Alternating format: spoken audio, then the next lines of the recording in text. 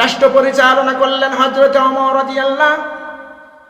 দিনের বেলা সমস্ত সাহাবীদের সঙ্গে ঘুরতেন, সন্ধ্যা লেগে গেলে সকল সাহাবীদের বাসায় রাত্রের বেলা যাইতেন এবং খোঁজ নিতেন কাদের সন্তানের খাবার ব্যবস্থা আছে, কাদের খাবার ব্যবস্থা নেই। একদিন তিনি গভীর রাত্রে রওনা দিয়ে দিলেন। লক্ষ্য করলেন খোলা ময়দানে একটি তাঁবুর মধ্য থেকে কান্নার আওয়াজ ভেসে আসতেছে।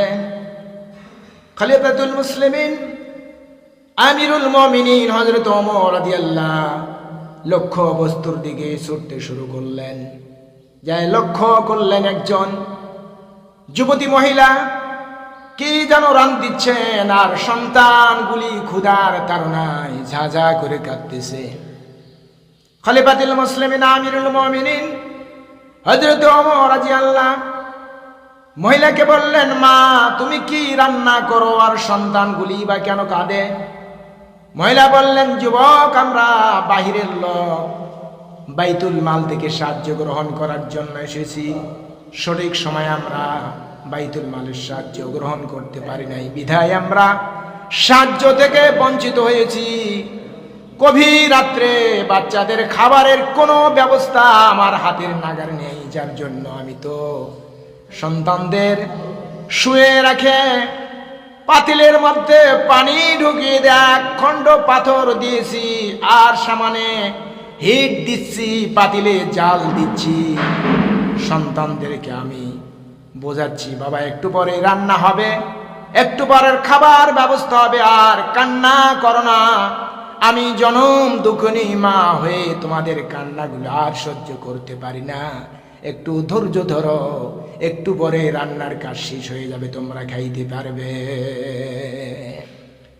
যুবক সন্তানদের এত করে বোঝাচ্ছি, আমি মা হয়ে সন্তানদের খোদার কান্না বন্ধ করার জন্য এতবার চেষ্টা চালাইতে পারি, কিন্তু আমি তো সন্তানদের ক্ষুধাগুলি বন্ধ করতে পারি না।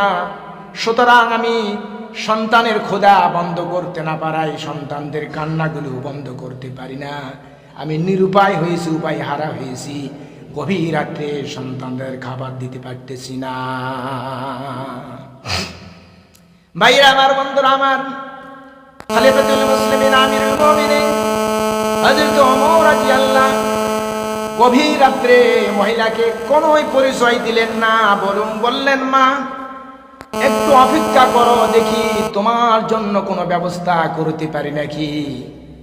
আমিরুল মুমিনিন ওমর রাদিয়াল্লাহু বাসায় দৌড় দিলেন এবং খাদেম আসলামকে ডেকে বললেন, আসলাম তাড়াতাড়ি বাইতুল মালের দরজা খুলে দাও। বাইতুল মালের দরজা খোলা হয়ে গেল। আসলামকে বললেন, আসলাম এই বস্তার মধ্যে রাটা চাল ডাল যা আছে সব ঢুকিয়ে দাও। বস্তার মধ্যে আটা ঢোকা হয়ে গেল, চাল ঢোকা হয়ে গেল, তরকারি ঢোকা হয়ে গেল। আসলামকে আমিরুল মুমিনিন বললেন, আসলাম এই বোঝা আমি আমিরুল মুমিনিনের মাথায় চাপিয়ে দাও, মাথায় উঠে দাও। আসলাম বললেন, হুজুর এই বোঝা বহন করার জন্য আমি খাদিম তো রয়েছি, আপনি কেন এই বোঝা বহন করবেন? খলিফাতুল মুসলিমিন আমিরুল মুমিনিন ওমর রাদিয়াল্লাহু বললেন, আসলাম রাত্রের বেলা যে দৃশ্য দেখে এসেছি, এর জন্য আল্লাহর দরবারে কি জবাব দেব আমি বুঝতে পারছি না। সুতরাং আমাকে নিজের বোঝা নিজের মাথায় বইতে দাও। আমিরুল মুমিনিন ওমর রাদিয়াল্লাহু মাথায় বোঝা উঠে নিলেন, আর ওই সামনে লক্ষ্য বস্তু তাঁবুর দিকে ছুটতে শুরু করলেন। তাঁবুর নিকট পৌঁছে গেলেন, মাথা থেকে বোঝা নামিয়ে দিলেন। মহিলাকে বললেন, মা তুমি এই আটার দ্বারা রুটি তৈরি করো। রুটি তৈরি করতে শুরু করলেন, আর মহিলাকে আমিরুল মুমিনিন নিজেই তরকারি কুটে সাহায্য করলেন। বন্ধুরা আমার, ভাইরা আমার, তরকারি হয়ে গেল, রান্না হয়ে গেল, রুটি বানা হয়ে গেল। ভাইরা আমার, বন্ধুরা আমার, আমিরুল মুমিনিন খলিফাতুল মুসলিমিন হযরত ওমর রাদিয়াল্লাহু মহিলাকে বললেন, মা তুমি নিজে খাও। মহিলা খাইতে শুরু করলেন, আর আমিরুল মুমিনিন সন্তানদেরকে উরুর উপর বসে নিয়ে রুটির সঙ্গে তরকারিগুলি মিশিয়ে মুখে ঢুকে দেয় আর খাওয়ায়, আর দুই চোখ দিয়ে দরদর করে পানি ছেড়িয়ে দেয়। বন্ধুরা আমার, ভাইয়েরা আমার, মহিলা খাইতে খাইতে আমিরুল মুমিনিন হযরত ওমর রাদিয়াল্লাহর দিকে যখন নজর ফেললেন, যখন তাকাইলেন, দেখতে পেলেন তিনি মহিলার সন্তানদেরকে সামনে উরুর উপর বসে খাওয়াচ্ছে আর দুই চোখ দিয়ে দরদর করে পানি ছেড়ে দিচ্ছে। মহিলা খাবার বন্ধ করে দিয়ে বললেন, যুবক শোনো, তুমি যদি কোনো সাধারণ যুবক না হয়ে যদি আমাদের দেশের প্রেসিডেন্ট হযরত ওমর রাদিয়াল্লাহু হয়ে যেতেন, তাহলে কতই না ভালো হতো, মানুষের কতই না কল্যাণ হতো, কতই না মঙ্গল হতো। আসলে যদি আপনি রাষ্ট্রের নায়ক হয়ে যেতেন, তাহলে দেশের সমস্ত মানুষের ভাগ্যগুলি পরিবর্তন হয়ে যেত। খলিফাতুল মুসলিমিন আমিরুল মুমিনিন হযরত ওমর রাদিয়াল্লাহু গভীর রাত্রে মহিলাকে কোনোই পরিচয় দিলেন না, সমস্ত পরিচয়গুলি লুকিয়ে রাখলেন।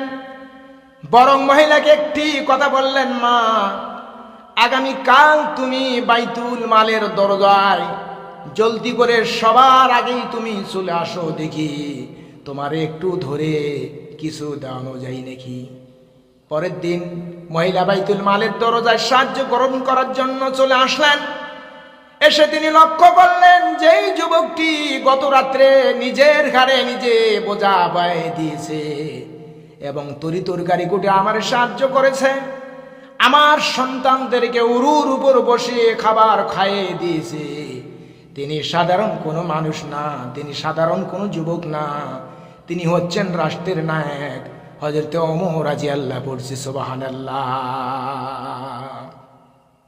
বন্ধুরা আমার, ভাইয়েরা আমার, মহিলা হতভম্ব হয়ে গেলেন।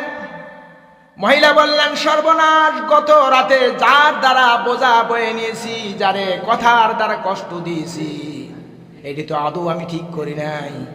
মহিলা আমিরুল মুমিনিনকে বললেন, আমিরুল মুমিনিন, আমারে মাফ করে দেবেন, বড় বেয়াদবি করেছে, আমারে ক্ষমা করে দিবেন, আমার মার্জনার চোখে দেখবেন, গত রাত্রে তোমার দ্বারা বোঝা বয়ে নিয়েছি এবং তোমারে আমি কথার দ্বারা একটা বড় কষ্ট দিয়েছি।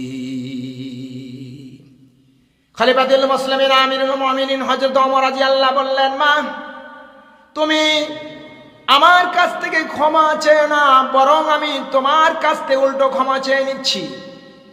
তোমারে ঠিক মতো খাদ্য দিতে পারি নাই, রাষ্ট্রের প্রেসিডেন্ট, রাষ্ট্রের নায়ক হবার পরও প্রজাদের খবর ঠিক মতো রাখতে পারি নাই। এই কঠিন পেটের ক্ষুধা, গভীর রাত্রে সন্তানদের কান্না, এর জন্য আল্লাহ রাব্বুল আলামিন নাকি আমাকে আসামি হিসেবে দাঁড় করাই দেন। মগো, আমি তোমার কাছ থেকে উল্টো ক্ষমা চেয়ে নিচ্ছি। এই অপরাধটির জন্য যেন আল্লাহ রাব্বুল আলামিন আমাকে আসামি হিসাবে কাঠগড়ায় দাঁড় না করে।